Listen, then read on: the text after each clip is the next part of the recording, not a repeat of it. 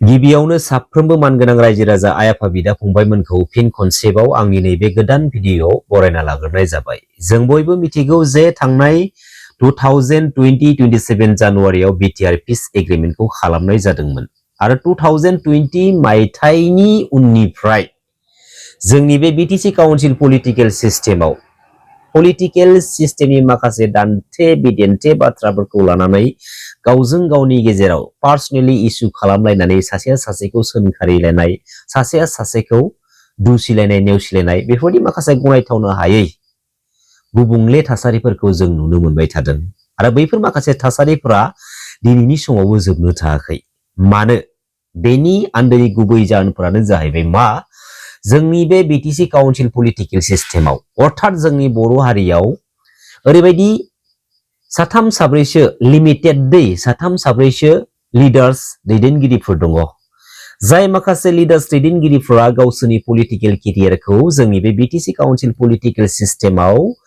मोनबाय थानो थाखाय, स्टेन्ड खालामलांबाय थानो थाखाय जोंनि बर' हारिनि माखासे ओरैबायदि इयुथ्सफोरखौ इउसलेस खालामगासिनो दङ। दा बै माखासे साथाम साब्रैसो अहंकार गोसोनि, गावनिखौ मोनबानो गोजोनग्रा आरो गावनि गोसोनि लुबैनायखौ मोननो थाखाय बायदिसिना रोखोमनि गुबुंले थासारिखौ सोमजिहोनो नाजाबाय थानाय बै लिडार्सफोरनि थाखायनो दिनैसिमबो जोंनि गेजेराव बेफोरबायदि गुबुंले थासारिया जोबनो रोंला। दिनै नोंथांमोना नुनो मोनदों जे आंनि सावगारिखौ बा आंनि फट'खौ मोनसे पस्टआव एड खालामना होनानै सुबुं समाजाव गनायथावनो हायै माखासे गाज्रि गाज्रि रावफोरजों लिरनानै ससियेल मिडिया प्लेटफर्मनि गेजेरजों फेक फेसबुक आइडिजों शेयार खालामनानै होनाय। दा जायफोर सुबुंफोरा बेफोरबायदि सुबुं समाजाव गनायथावनो हायै बै माखासे बाथ्राफोरखौ फेक फेसबुक आइडिनि गेजेरजों ससियेल मिडियानि गेजेरजों फोरमायबाय थायो, बैबायदि आखुनि सुबुंफोरखौ एक्सुअलि फैबाय थानाय समाव, दा समाव जोंनि माहारिनि साफ्रोमबो मानगोनां रायजो राजा आइ आफा बिदा फंबायमोना नोजोर होनो गोनां दङ बा नोजोर होनांगौनि सम जाबाय। दिनै पलिटिकेल प्लेटफर्माव पलिटिकेलि लिडार्सफोरा डिबेट खालामलायबाय थायो, पलिटिकेलि गावबा गावनि पलिटिकेल पार्टिखौ स्टेन्ड खालामनो थाखाय गोबां रोखोमनि गोबां पलिटिकेलि डिबेट खालामलायबाय थायो आरो बे लिडार्सफोरनि पलिटिकेलि डिबेट खालामलायनायनिफ्राय पलिटिकेलि गावबा गावनि पलिटिकेल पार्टिखौ स्टेन्ड खालामनो थाखाय माखासे पइन्ट गोनां बाथ्राफोरखौ लानानै डिबेट खालामलायनायनिफ्राय जों गोबां माखासे सोलोंनो गोनां बाथ्राफोरखौबो जोङो हमदांनानै सोलोंनानै लानो हायो बा सोलोंनो हाथावना माखासे बाथ्राफोरखौ बे डिबेट खालामलायनायनिफ्राय जोङो मोननो हायो। नाथाय ओरैबायदि माखासे सुबुंफोर दङ, जाय माखासे सुबुंफोरा जेबो नलेज गैया, जेबो गियान गैया, बिसोरनि थिंकिं मेथड, बिसोरनि आइडियलजि कुनु मोनसे जों सुबुं समाजनि थाखाय गनायथाव नङा। बै माखासे सुबुंफोरा सोरनिबा पइन्ट लानानै बाथ्रा बुंनायनि सायाव पइन्ट लाफिननानै डिबेट खालामहरनायनि बिसोरहा कुनु मोनसे गियान गैखाया, जेब्ला बैखौ आबां जाबां बायदिसिना गाज्रि गाज्रि रावजों ससियेल मिडिया प्लेटफर्मनि गेजेरजों शेयार खालामनाय। नाथाय साननो गोनां बाथ्राया नैबेसो, ससियेल मिडिया प्लेटफर्मनि गेजेरजों जायफोर सुबुंफोरा गाज्रि गाज्रि रावजों शेयार खालामबाय थादों, दा बैफोरबायदि गाज्रि गाज्रि पोस्ट लिरनानै ससियेल मिडिया प्लेटफर्मनि गेजेरजों फेक आइडि खुलिनानै शेयार खालामबाय थाग्रा बै सुबुंफोरा जोंनि इयुन जेनेरेशन, आपकामिं इयुन जेनेरेशननि जा मोनसे गोथार मोनसे थासारि, बे थासारिखौबो गुबुंले खालामो आरो बेफोरबायदि आखुनि सुबुंफोरा जेरावखि थायाथों मानो बिसोरनि मोनसे अहंकार, हिंसा मोनसे जा गोसो, बे अहंकार गोसोआ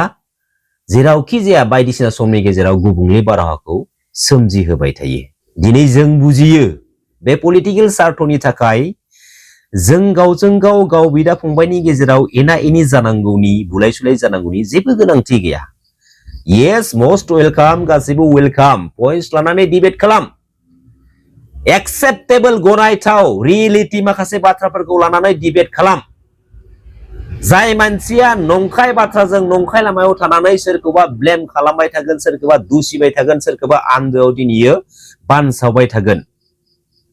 बियो साननैसोल'। जायनि खोमा सेराव, जायनि नोजोराव बियो बानसावदों, बियो दुसिदों, बियो जायखिजाया गाज्रि आबहावाखौ दिनै होलागासिनो दङ। बै खोनासंग्रा बै सुबुंफ्राबो सानसे बिनि सैथोथिखौ मिथिगोन आरो नंखाय लामायाव थाग्रा, नंखाय मानसि, गुबुनखौ हिंसा खालामग्रा बे सुबुंफ्रा मालाबाबो साक्सेसफुल नङा, गावबा गावनि आथिङावनो दानना लाहैयो सानसे समाव। दा बैफोरबायदि माखासे गाज्रि थासारिफोरखौ नोजोरथि बोनानै नैबे मोनसे बाथ्राया खनले खनले सोंथि बेरखाङो आरो बे बाथ्राखौ लानानै, बे सोंथिनि बाथ्राखौ लानानै गोबां बर' रायजो राजा, आइ आफा, बिदा फंबायमोना गावजों गावनि गेजेराव सावरायलायनाय जों नुनो मोनो। दिनै मानगोनां प्रमद बर' बिथाङा दुलाराय बर' फरायसा आफादनि आफादगिरि बिबानाव थानानै बर' माहारिनि गोथार गणतान्त्रिक लामानि सेपारेटिस्ट बड'लेण्ड मुभमेन्टखौ लिडिं खालामबोदों। एबसुआव थानानै एबसुनि गोबां माखासे सानथ्र'नो हायै खामानिफोरखौबो मावबोदों आरो दुलाराय बर' फरायसा आफादाव थानानै मानगोनां प्रमद बर' बिथाङा जों बर' हारिनि थाखाय गोबां खामानि मावबोदों आरो बेनि गेजेराव गोबां बाथ्रा बुंनानै बुहुमनि साफ्रोमबो बर' रायजो राजा, आइ आफा, बिदा फंबायनि खोमायाव, मेगननि नोजोर सिगाङाव समायखिरा लाबोनाय बै माखासे बाथ्राफोर। दिनै प्रमद बर' बिथाङा पलिटिकेल प्लेटफर्माव फैदों, बेवहाय जोंहा बुंनांगौ बाथ्रा गैया, जोंबो मस्ट वेलकाम खालामो। नाथाय प्रमद बर' बिथांनि माखासे खुगानि रावफोरा बिथांनि पलिटिकेल केरियारखौ दिनैयो बिटिसि काउन्सिल पलिटिकेल सिस्टेमनिफ्राय लाथिख' खालामनो थांगासिनो दङ। दा दिनै प्रमद बर' बिथाङा बेराफारसेथिं बुङो परिबर्तन, गोजोन, सान्थि गायसंलांनायनि माखासे थांखिजों पलिटिकेलि खामानि मावलांनायनि थांखि। दिनै जाय लिडारा, जाय दैदेनगिरिया बिटिसि काउन्सिल पलिटिकेल सिस्टेमाव पलिटिकेल प्लेटफर्मनि गेजेरजों गोजोन, सान्थि, परिबर्तन खालामलांनायनि थांखिजों स्टेन्ड जादोंब्ला दिनै गावजों लाफानाय माखासे सापर्टिं जोंनि बर' हारिनि इयुथ्स, लाइमोन सेंग्रा सिख्लाफोरखौ, माखासे लाइमोन सेंग्रा सिख्लाफोरखौ दिनै बेफोरबायदि पलिटिकेल केरियारनि थाखाय ससियेल मिडिया प्लेटफर्मनि गेजेरजों माखासे आन्दो सावगारिनि गेजेरजों सोरखौबा धमकि होनाय, सोरखौबा गाज्रि बेबहार खालामनाय, सोरखौबा नंथारै समाजनि गेजेराव गुबुंले मेसेज होनानै थासारिखौ गुबुंले खालामनाय, बेफोरबायदि लाइमोनफोरा मानगोनां प्रमद बर' नोंथांमोनजों दैदेनजानाय इउपिपिएल पार्टियाव जों नुथावनामोन। जोबोद दुखुनि बाथ्रा। दिनै जोंनि बिटिसि काउन्सिल पलिटिकेल सिस्टेमाव जों बर' हारिनि बिखानिफ्रायनो मोनथाम पलिटिकेल हानजा दङ। मेजरलि बिपिएफ, इउपिपिएल आरो एपिपि। दिनै 2003 10 फेब्रुवारि बिटिसि एकर्डनि उनावहाय मानगोनां बेलट्रि ब्रादार्समोनखौ लानानै बानायनाय बिटिसि एकर्डनि उनावहाय बिटिसि एकर्डनि गेजेरजों बिटिएडिएखौ लानानै पलिटिकेलि रुलिं खालामजेननो हानाय मोनसे सुबिदाखौ लानानै फैनो हादोंमोन, जेराव बे बिटिसि एकर्डनि गेजेरजोंनो 6थि फारिलाइनि 6 सिडुलनि मोनथाय मर्यादाखौ भारतनि संबिधानाव 75% मडिफाइ खालामनानै 40टा समष्टिनि गेजेराव 30टा सिटखौनो एसटि रिजार्भेसन खालामनानै लाना फैदोंमोन। बेसे गोग्गाथावना बाथ्रा। दिनै बर'आव ओरैबायदि साथाम साब्रैसो लिडारफोर दङ, जाय साथाम साब्रैसो लिडार्स, दैदेनगिरिफ्रा गावजों गावनि गेजेराव पलिटिकेलि माखासे मुलाम्फाखौ मोनहासवा मोननायनि थाखाय जेरैबायदि गोसोआ लुबैदों बै लुबैनाय बायदि मोनैनि थाखाय जोंनि बे बिटिसि काउन्सिल पलिटिकेल सिस्टेमाव जास्ट फर गावसोरनि सार्थनि थाखाय पलिटिकेल हानजाखौ जोनोम होनाय आरो बे स्टाइलनि गेजेरजोंनो गावबागाव सार्थनि थाखाय जोंनि बर' हारिनि माखासे इयुथ्स लाइमोनफोरखौ इउजलेस खालामबाय थानाय। दिनै जेसेबांखिनि बर'नि लिडार्स दैदेनगिरिफोर दङ, साफ्रोमबो लिडार्स दैदेनगिरिफ्रा जों बर' हारिनि थाखायनो स्ट्रागल खालामबोनाय, जों बयखौबो मान होयो, सनमान होयो। नाथाय माखासे समाव ओरैबायदि बाथ्रा नुयो, ओरैबायदि प्रेक्टिकेलि माने खामानि मावनाय नुयो, बै माखासे बाथ्राफोरखौ नुयोब्ला, बै माखासे खामानिफोरखौ नुयोब्ला